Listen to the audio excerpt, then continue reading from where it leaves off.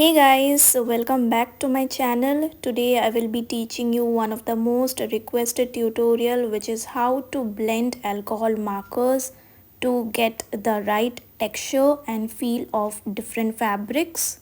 Now if you're someone struggling with mediums like watercolors and pencil colors, trust me, alcohol markers does the job easy, and here I have used only markers and nothing else to get all these different fabric textures. Here you can see the brand which I will be using today is the Ohuhu Honolulu alcohol markers in 48 color pack.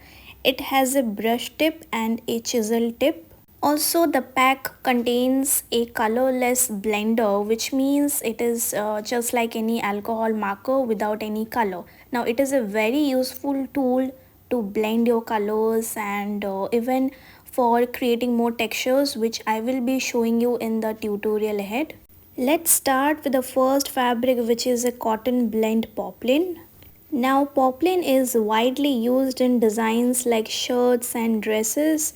It is a very lightweight and it has a crisp texture.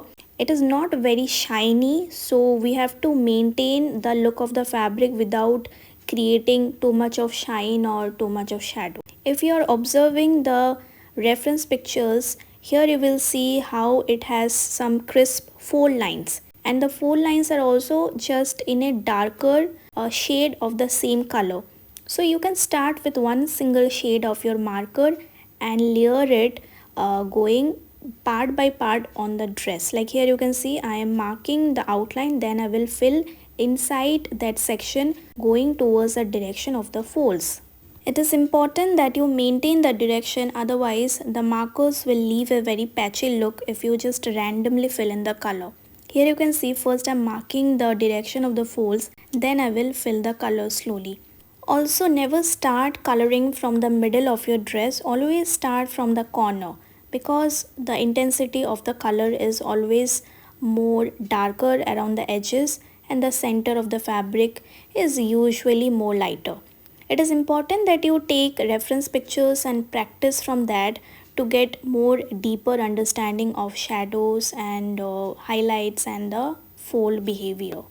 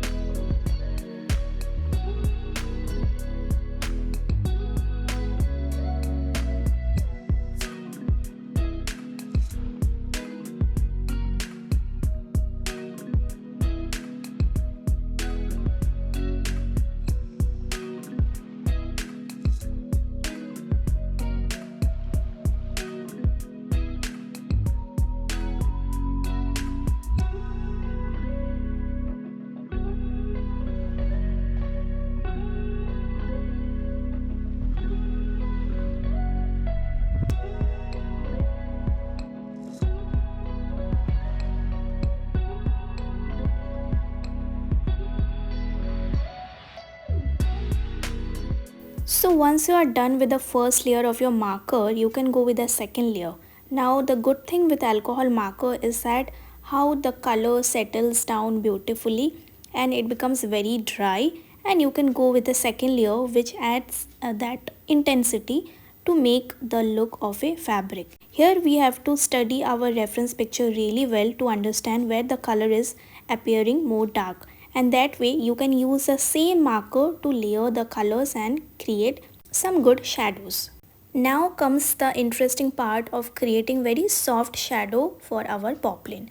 I am taking this grey first on the palette, and then I will use the first marker, that is a blue shade, and use it to just pick little amount of grey and give it a good mix and take that pigment where I want to create the depth. So this way you have a control that how much shadow you want to create. Instead of taking the color directly over your sketch, you can try this method which creates more of a softer look for the shadow. Here you have to be careful with how much amount of shadow you're creating. You can try this out with different shades of gray, and it's better to use gray rather than black, and just little amount of darkness is fine. If you are increasing way too much shadow, it will make it look way too shiny, and then there will be no difference between poplin and satin. So this little understanding of fabrics and how the highlights and the shadow behaves will give you better result in your illustration. So always take references from your pictures or fabrics, and then you can try that way with your markers. Also notice where the shadows are important. Usually it will be towards the inner corner of the sleeves, below the collars, and towards the inner portion of the collar. And if there is some extra detailing, like here I've given the bow, then do it just below the bow, because we have to make it look like 3D.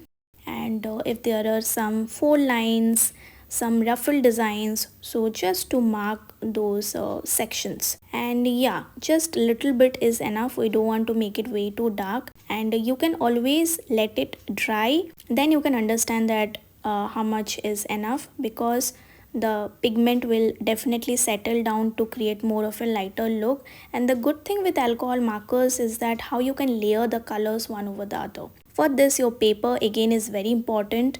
Usually ivory papers or mixed media papers or alcohol markers papers would be good, because that will also allow you to do the layering as many time as you want. The next fabric which we will be learning is velvet. Now velvet is a very thicker fabric, and if you notice the reference picture really well, you will see the highlights are at the outer corner of the fabric here. Starting with the four lines, I'm using the colorless blender to blur out the edges. And now I will use the same colorless blender to pick the pigment and use it to create some textures, just to mimic how we see on this reference picture.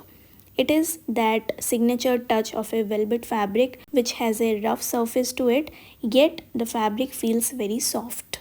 So velvet will be having the shine line and the highlights, but here the highlights are not that smooth, and we have to create this texture just meeting from the darker portion towards the highlight area.